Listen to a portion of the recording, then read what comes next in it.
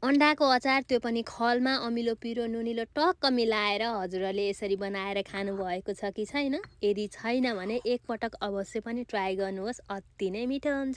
सुरुमा के गर्ने त भन्दा अन्डालाई चाहिँ हार्ड बोइल गर्नुपर्ने हुन्छ। राम्रोसँग अन्डा बोइल भइसकेपछि अब टुक टुक टुक टुक टुक पारेर यो अन्डाको बोक्रा छोडाउने। अचार कतिको बनाउने हो त्यो अनुसार अन्डा धेरै थोरै जति पनि लिन सकिन्छ। जब अन्डाको बोक्रा छोडाइसकेपछि मैले चाहिँ एउटा खलमा राखेर सुरुमा नै यो अन्डालाई चाहिँ म्यास गर्छु। यसलाई म्यास गर्न पनि एकदमै सजिलो हुन्छ।